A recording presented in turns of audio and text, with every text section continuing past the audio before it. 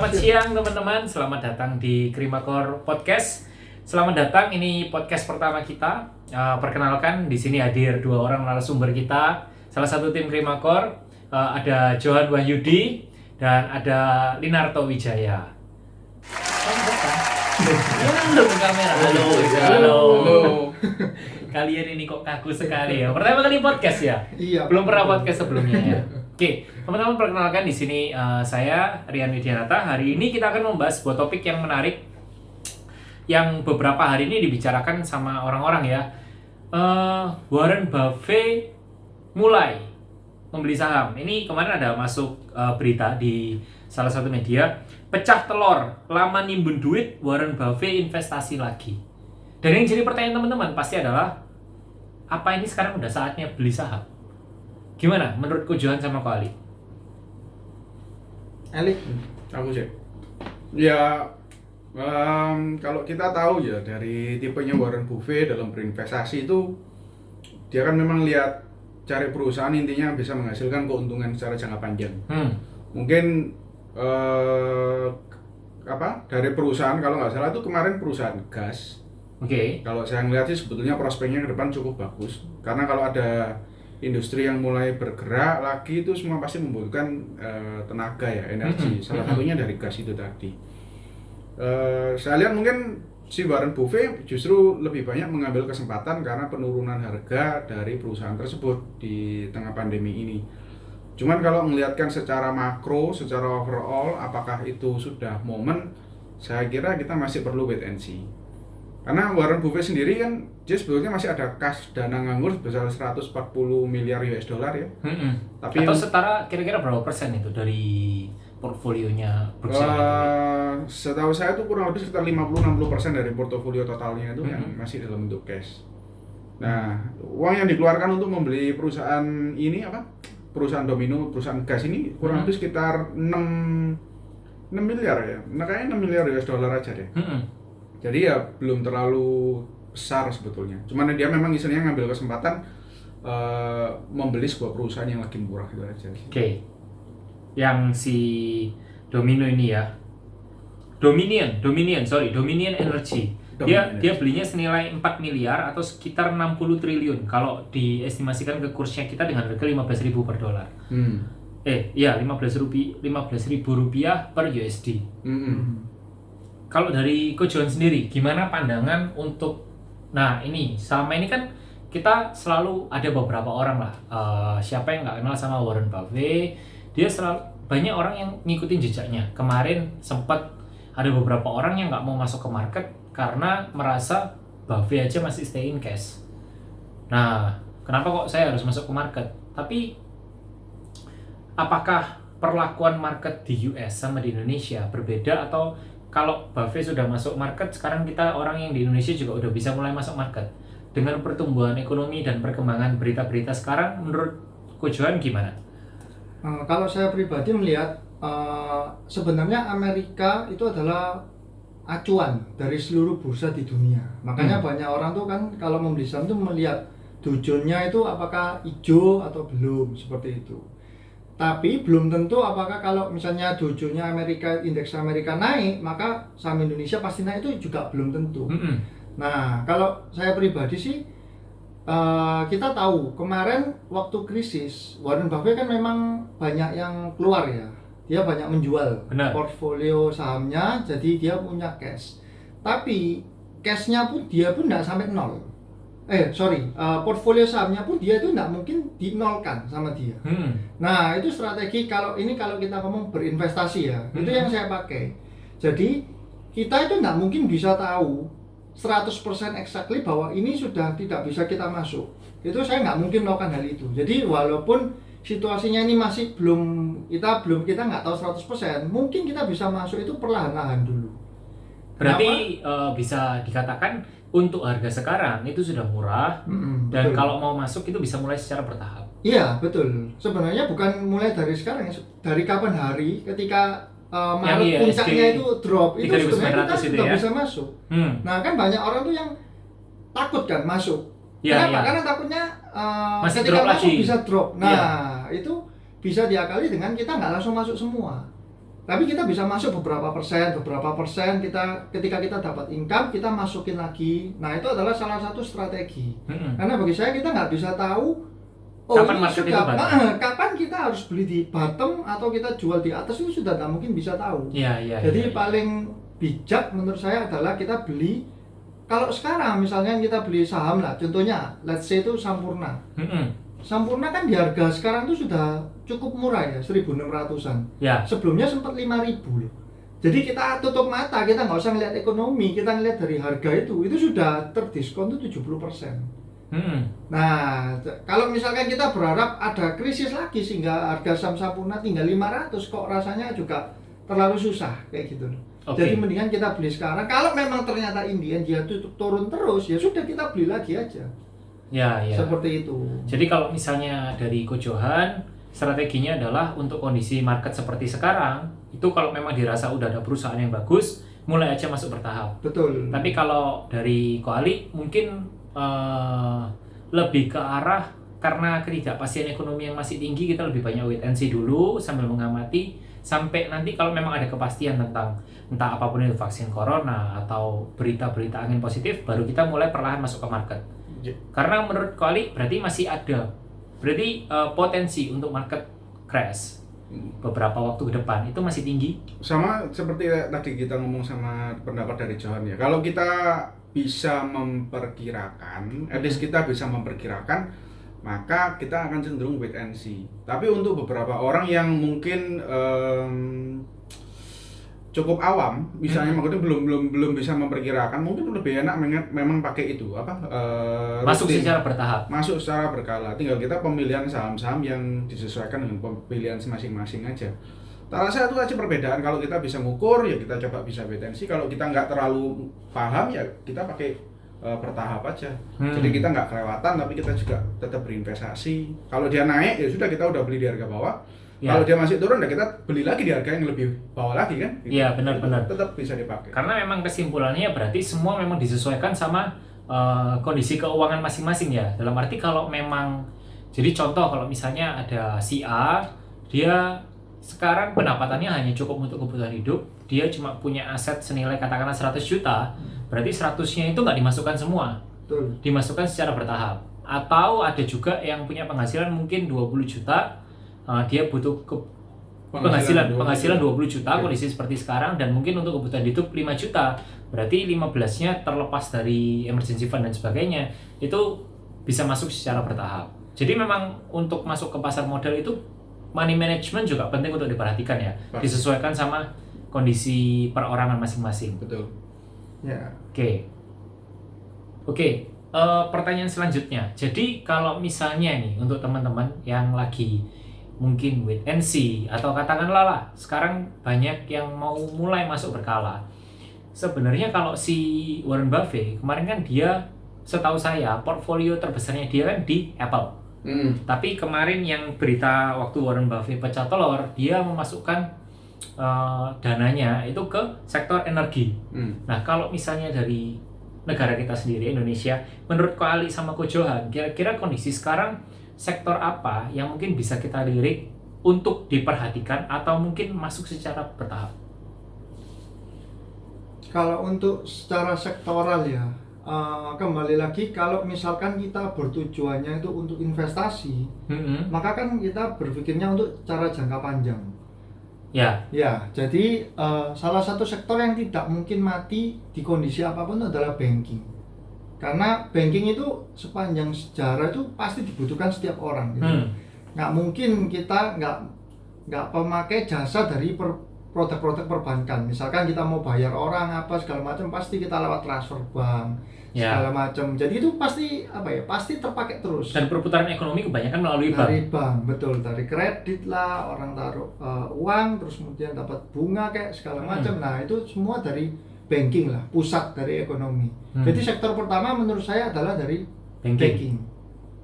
Terus kemudian kalau yang kedua sih sementara ini kan sektor properti itu lagi terpuruk. Beberapa tahun terakhir ini kan sektor properti lagi terpuruk. Nah, ketika kita membeli investasi itu kan kita beli justru itu harusnya itu saat lagi terpuruk. Oke. Jadi kalau saya lihat sih sebenarnya sektor properti itu menarik karena dia itu kondisinya lagi terpuruk dan nggak mungkin properti ini selamanya itu bakal tidak berkembang gitu loh. Iya, iya, iya. Nah, dua sektor itu sih kalau menurut saya yang lagi menarik. Yang untuk yang diinvestasikan patut jangka untuk panjang. diperhatikan ya. Jangka panjang. Kalau boleh tahu jangka panjang itu berarti kita punya range waktu untuk tujuan investasi kita itu dalam waktu kurang lebih berapa tahun?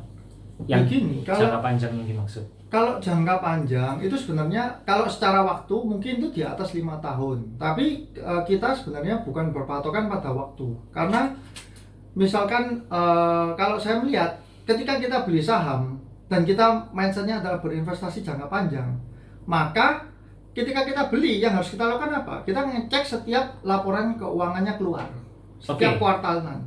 Nah, itu yang kita lakukan kalau berinvestasi jangka panjang. Oke. Nah, kalau ternyata dalam waktu 5 tahun, 10 tahun laporan keuangan terus bagus, ya sudah, kita tetap hold. Tapi ternyata misal nih, tahun kedua, kita sebenarnya mau investasi jangka panjang, tapi tahun kedua ada kasus. Contohnya ada manajemennya terlibat KPK lah segala macam. Nah, itu ya juga kita bisa jual. Jadi jangka panjang pendek itu selain dari time frame, juga dari kita menganalisanya gimana. Seperti itu. Berarti mungkin di sini mau meluruskan persepsi karena banyak orang yang mengira saya analisa satu sektor, contoh misalnya saya analisa satu properti, kebanyakan yang saya terima di luaran adalah aku mau masuk konstruksi. Kenapa? Oh iya, karena konstruksi bagus. Itu bukan berarti memang tujuannya untuk 5 tahun, tapi bukan berarti mereka beli terus ditinggal. Tapi memang setiap laporan keluar itu harus dicek secara berkala meskipun tujuannya tetap investasi jangka panjang. Betul. Karena bahaya sekali kalau misalnya kita beli terus ditinggal dan ternyata perusahaan yang kita beli itu ada skandal. Kayak contohnya Aisyah lah. Ya. Aisyah dulu siapa yang nggak ngerti? Perusahaan ini kan produsen dari merek Taro ya, snack itu. Beras juga dia paling besar. Nah, tiba-tiba dia kegerebek sama lembaga kepolisian lah ya. Akhirnya sampai suspend, sampai nggak ada. Sekarang kan nilainya masih belum kelihatan. Nah, kalau kita nggak memantau secara terus menerus, kita invest semua di Aisyah ya habis uang kita. Seperti itu. Berarti di sisi lain ada analisa saat ini dan ada tetap dipantau lah, tetap dipantau betul. Minimal itu setiap kali laporan keluar atau per kuartal. Betul. Mungkin buat nambahkan, bahkan seperti Warren Buffett aja kan tipe orang investor jangka panjang. Tahun kemarin kan Warren Buffett pertama kali beli saham-saham airlines ya. Ya. Dan awal tahun ini bulan Februari aja kalau nggak salah dia masih di interview istilahnya masih oke. Cukup optimis. Ya. Tapi karena begitu ada masalah COVID, dia nggak nunggu laporan keuangan, dia langsung lihat ini forecast-nya udah pasti jelek ini untuk bisnis airlines, dia langsung kan jual semua kayaknya. Karena by logiknya Buffett adalah ketika pandemi ini menyerang, pasti sektor yang terdampak paling dan untuk kedepannya, untuk masa depan sektor ini kurang menjanjikan. Betul. Masa depannya dari bisnis penerbangan itu juga masih belum jelas karena sekarang travel ban itu ada dan ya, itu salah satu hal yang Buffett bilang kemarin waktu membeli sahamnya dari airlines itu dia belum mempertimbangkan mengenai adanya travel ban yang sampai separah ini. Paling dia cuma ngomongin tentang penurunan kompetitor. Cuman ternyata ini ada satu isu yang di luar perhitungannya dia, tapi begitu terjadi dia ngeliat, wah ini akan ngefeknya secara jangka panjang, dia langsung stop. Dan itu dia sudah mempertimbangkan bahwa perusahaan airlines itu harus membayar karyawan, bayar parkir pesawat, perawatan pesawat, sedangkan income-nya nggak ada untuk jangka waktu yang belum ditentukan. Dan itu benar-benar ini bisa bikin perusahaannya bangkrut. Dia langsung jual duluan. Dan setelah Warren Buffett jual, kayaknya baru bulan kemarin ya, bulan Juni ya, perusahaan itu kan semua cari dana talangan dan right issue, cari utang-utang lagi ya. Memang akhirnya kejadian seperti itu. Itu salah satu yang kita dibilang tadi, kita harus aware dengan kondisi. Tetap dipantau sama apa yang kita berinvestasi uang kita di mana. Kalau dari Koalik sendiri kondisi market kayak gini, tadi kan Ko Johan bilang yang patut dilirik atau diperhatikan itu pertama banking, yang kedua dari sektor properti. Kalau dari Koalik sendiri? Kalau aku terus terang sukanya memang aku setuju sama banking ya, sektor banking. Menurutku memang Indonesia ataupun negara apapun sistem perbankan itu yang menjadi lecut pertama untuk ekonomi. Jadi biasanya untuk meningkatin ekonomi pasti perbankan itu yang perlu dipegang. Kedua, kalau aku sih lebih ke arahnya lebih consumer good dulu. Karena walaupun kebetulan consumer good itu biasanya yang bagus harganya agak mahal. Ya. Dan justru sekarang ada pandemik dan lain sebagainya, harganya malah agak ke diskon. Jadi kalau kebetulan aku memang sukanya lebih ke arah defensif, aku akan ke consumer good dulu. Satu prospek lagi yang menurutku bisa jadi apa ya, kita bisa coba perhatikan itu sebetulnya sebelum pandemik ya nggak ada masalah, tapi sekarang menurutku akan jadi lebih bagus, itu adalah telekomunikasi dan tower telekomunikasinya. Itu menurutku adalah dua sektor yang cukup bagus. Apalagi karena kondisi pandemik sebenarnya yang banyak diuntungkan adalah yang berbau dengan internet dunia digital. Exactly, media digital, data dan Iya. sebagainya itu tak rasa itu akan meningkat tajam untuk penggunaan atau permintaannya itu tadi. Nah sayangnya ya di Indonesia ini perusahaan-perusahaan teknologi itu sangat kurang. Jadi kita mempunyai keterbatasan dalam memilih perusahaan-perusahaan yang sudah di-listing di bursa tapi di bidang teknologi. Ya. Itu masih kurang sekali itu. Padahal sektor itu sudah jelas kelihatan mata itu sangat Menguntungkan. paling menjanjikan itu justru di sektor Apalagi untuk masa teknologi. depannya ya. Betul. Kedepannya memang Seperti semua itu. larinya ke sana. Ya. Oke, untuk gambaran besarnya dapat. Intinya kalau memang yang mau masuk, ya katakanlah ada orang yang mau masuk lamsam, kondisi sekarang kita punya wait and see. Kalau mau masuk pun ya bertahap sedikit-sedikit, pilihannya seperti itu. Diulas lagi, berarti tadi ada total 3 sektor dari Ko John sama Ko Ali, itu banking, properti, telekomunikasi. Kalau boleh sedikit bocoran dari banking, kira-kira bank apa yang bisa diperhatikan untuk teman-teman sekalian ini? Kalau secara valuasi itu yang termurah pasti Bank BNI ya. BNI ya. Bank BNI itu secara valuasi termurah. Cuman secara performance perusahaan itu BCA juaranya. BCA itu jadi walaupun kondisi pandemi kemarin laporan Q1-nya tuh kalau saya lihat tuh justru naik juga. Jadi masih tetap naik dia. Tidak peduli di mana perusahaan-perusahaan lain tuh banyak yang Q1-nya tuh hancur semua labanya, justru BCA ini juga tetap kayak nggak ada apa-apa, dia tetap naik. Nah, jadi dua itulah kalau untuk banking ya. Untuk banking. Kalau untuk dari properti sendiri kok, maksudnya kalau banking kan bisa kita bilang banking ini sektor yang apa ya? Perusahaannya sudah mature, ya kan? Secara keuangan sudah kuat, tinggal kondisi-kondisi tertentu yang bisa merubah harga. Tapi kalau properti ini kan sudah lama terpuruk. Berarti pilihannya dua, antara rebound atau masih bisa tiga, antara terpuruk lebih dalam, stagnan atau bisa rebound. Nah, kalau kita lihat dari sisi laporan keuangan, manajemen dan sebagainya, kira-kira emiten properti apa yang bisa dilihat mengingat kondisi yang kurang apa ya? Kalau di properti itu penuh dengan ketidakpastian, Mas ya. Karena saya berdomisili di Surabaya dan saya kan juga suka mengamati lah ya. Developer dari Surabaya, saya melihat tuh Pakuan sebenarnya menarik ya. Pakuan, Pewon ya, Iya, Pewon. betul. Karena secara dia membangun perumahan, terus kita lihat tuh dari segi mall itu dia juga salah satu yang paling sukses lah. Ya. Iya kan, mall di Surabaya paling ramai juga punyanya dia semua.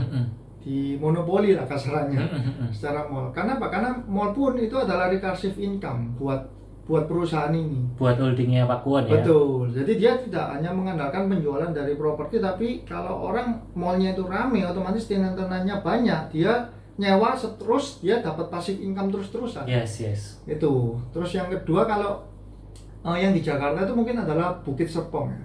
BSDE. Ya, itu juga cukup menarik. Sebenarnya ada satu lagi yang menarik, tapi saya masih nggak terlalu firm gitu loh. Itu adalah Alam Sutra. Alam Sutra ini sebenarnya secara valuasi ya itu sangat-sangat murah. Cuma yang saya nggak terlalu serak itu adalah dia mengeluarkan ada namanya repo.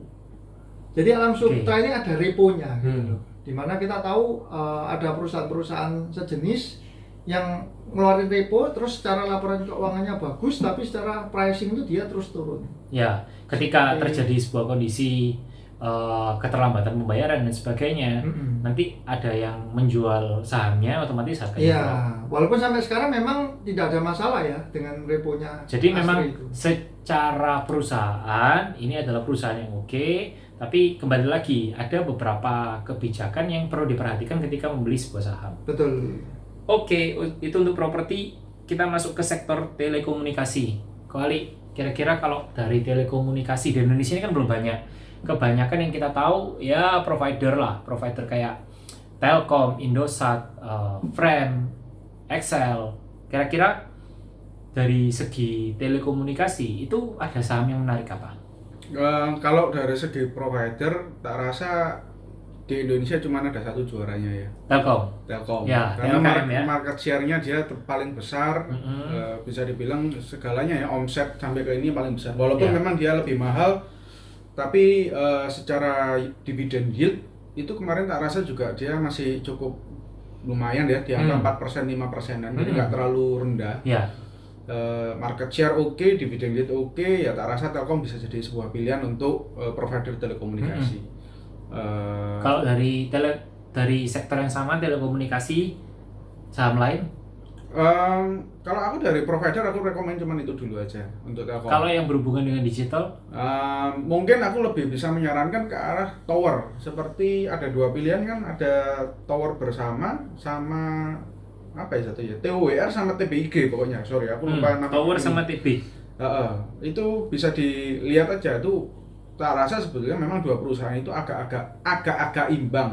Karena secara performa perusahaan tuh sama-sama positif. Cuman ya ada yang satu yang lebih besar daripada satunya. Secara valuasi mirip-mirip. Ya. Ya, jadi buat teman-teman yang mungkin bisa melihat dari dua sektor itu tadi lah, untuk telekomunikasi sama menara. Oke, bisa dibilang juga kalau untuk yang menara tower itu secara kalau kita lihat model bisnisnya kan nggak mungkin ya. Kalau misalnya yang sesuatu yang berbau dengan dunia digital itu tidak pakai tower-tower itu. Berarti dalam arti bisa dikatakan ini sektor yang cukup aman untuk kita masuki kondisi seperti saat ini. Untuk Soalnya, saat ini masih belum ada teknologi yang menggantikan, bisa dibilang itu masih cukup bertahan. aman. Nah, kita balik lagi kita mesti juga aware ya, kalau Ya. misalkan suatu saat teknologinya berubah dan apa yang jadi asetnya dia itu ternyata malah jadi ketinggalan zaman, maka itu jadi bisa worthless juga. Ya, benar. Oke. Terus kalau misalnya tadi menindaklanjuti yang tower sama TBIG itu, dua-duanya liquid. Sorry, untuk likuiditas aku belum terlalu ngecek. Oke. Soalnya kadang banyak lah teman-teman yang misalnya kelihatan saham apa bagus, mereka invest niatnya untuk jangka panjang, tapi karena yang ini keamanan finansialnya belum dicek, tiba-tiba suatu saat harus pencairan. Tapi kan kadang ada beberapa saham yang memang secara fundamental bagus, tapi dia tidak terlalu liquid. Jadi mungkin likuiditas bisa dipertimbangkan. Likuiditas bisa jadi pertimbangan. Nanti bisa kita bahas di podcast selanjutnya. Oke, untuk teman-teman yang sudah mendengarkan podcast ini, terima kasih. Semoga informasi yang kita bagikan bisa bermanfaat. Sampai jumpa di podcast selanjutnya. Thank you. See you.